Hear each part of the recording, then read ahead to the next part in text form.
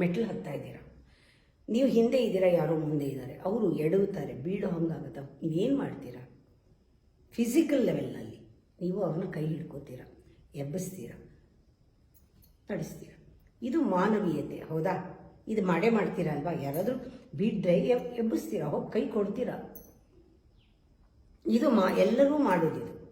ನಾನು ಹೇಳ್ತಾ ಇರೋದು ಎಮೋಷನಲಿ ಕೂಡ. ಇದು ಫಿಸಿಕಲ್ ಲೆವೆಲ್. ಮೆಟ್ಲಿಂದ ಬೀಳೋದು, ಎಡುವುದು, ಜಾರೋದು, ಕೋಪ ಮಾಡ್ಕೊಳ್ಳೋದು, ಟೆನ್ಷನ್ ಮಾಡ್ಕೊಳ್ಳೋದು, ಬೈಯೋದು, ಇವೆಲ್ಲನೂ ಅಪ್ಸೆಟ್ ಆಗೋದು, ಇರಿಟೇಟ್ ಆಗೋದು, ಇದೆಲ್ಲ ನಡೀತಾ ಇರುತ್ತೆ. ನಮ್ಮ ಸುತ್ತ ಇರೋರು ಬೀಳ್ತಾ ಇರ್ತಾರೆ. ನೀವೇನು ಮಾಡಬೇಕು? ಎಮೋಷನಲಿ ಅವ್ರನ್ನ ಮೇಲೆ ಎತ್ತಬೇಕು.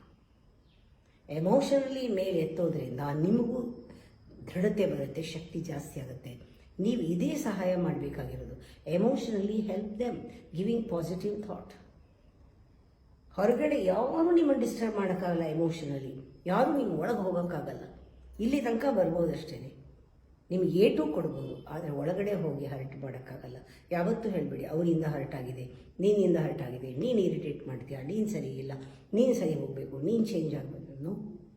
ನಿಮ್ಮಲ್ಲಿ ನೀವು ಬದಲಾವಣೆ ಆದರೆ ಬೇಕಾದಷ್ಟು ಬದಲಾವಣೆ ಜೀವನದಲ್ಲಾಗುತ್ತೆ.